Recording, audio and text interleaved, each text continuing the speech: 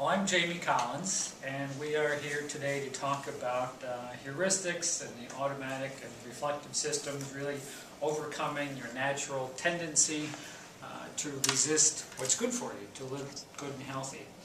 I'm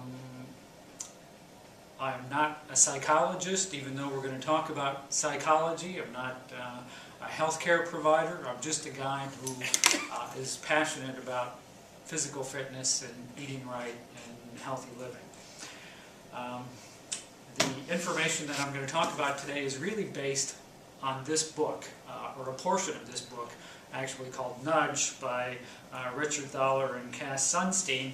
I have a copy of this if anybody would like to borrow it. There's also one in the Resource Center though too.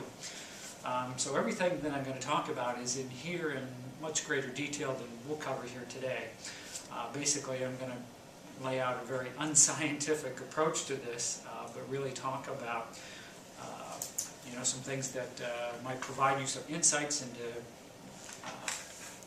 how to change some things in your own life and overcome some of those obstacles that are so prevalent as we go to try and live healthier and eat healthier and exercise. So the first thing that I had passed out to you was this drawing, essentially. This is called Shepherd's Tables, and it's kind of an exercise. And my question to you is, looking at those tables, just eyeballing them, which one do you think would make a better coffee table? If you had a small living room, a long couch, you wanted a coffee table in front of your couch, what do you think? The long, skinny one? If I could move people around this thinner one, I would, set them with other things. I like them closer together. They're really both the same size. Yeah. They are really both the same yeah. size. Mm-hmm. But if most people would look at that drawing, myself included, mm-hmm. and I'm even looking at it now and I know the answer to this, mm-hmm. they're not the same size, even though they really appear to be.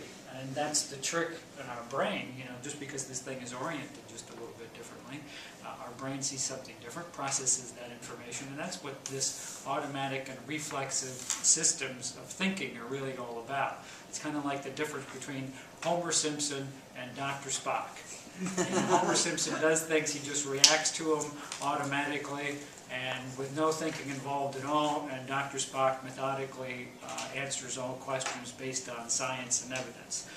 We like to think that we have the answers to everything, and that we base all our decisions and all our the things that we do in life, determining whether or not we exercise and what we eat and put in our bodies, based on the best available evidence, and we're making smart decisions and everything. But yet, these things really drive our decision making to a great extent, and that's what this is really all about. It was based on some initial investigations into what's called rules of thumb. Everybody knows kind of what a rule of thumb is, but at exercise, you walk 1 mile to burn 100 calories. You might be facing a wind, which would make you burn more calories. You might be a little bigger person, which would make you burn more calories. You might be smaller, which would make you burn less. So everybody's really going to burn a different amount of calories walking a mile. But the general rule of thumb is you're going to burn 100 calories walking 100 calories walking 1 mile, rule of thumb. So there are a lot of things that they found went into these kinds of rules of thumb when they really started digging into them, some scientists.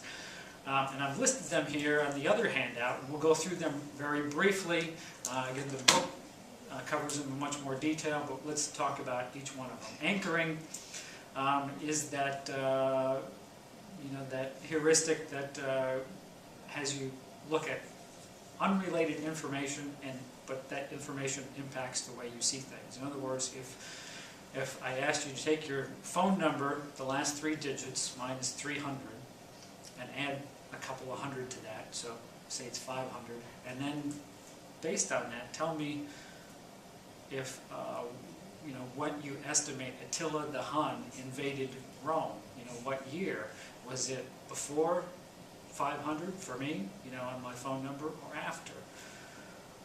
Well, the answer doesn't really have anything to do with the phone number, but most people, all people in fact, will use that, now that I've said that, as a basis for determining, when they think Attila the Hun invaded Rome or not. And in fact, the science is that if you do this with 100 people or 1,000 people, that you're going to have answers skewed based on these phone numbers, even though the phone number has nothing to do with that. Sort of like portion sizes. You walk into a restaurant, you sit down, and they serve you up a plate. Doesn't matter if you're really hungry or not so hungry, you want to eat a lot or you don't want to eat a lot. What you have to do today, whether you're running a race or not running a race or sitting down and watching TV, you're compelled to finish that meal that's set out in front of you. That's anchoring.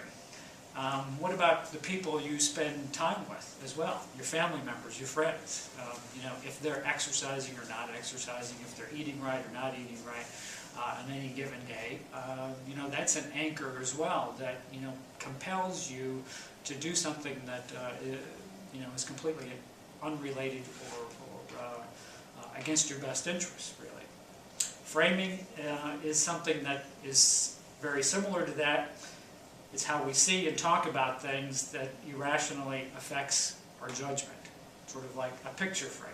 You look at a picture, and sometimes based on the frame, if it's a big, fancy, elaborate frame, you may have one impression of this picture or piece of art than you would with a different frame on it. Similarly with exercise, if we talk about it in terms of pain or joy, the benefits, and so on, or we talk about it in terms of success or failure, that tends to frame for us this argument of whether or not we are likely to go out and exercise, or to eat a certain type of meal, to be vegetarian, or just about anything in life.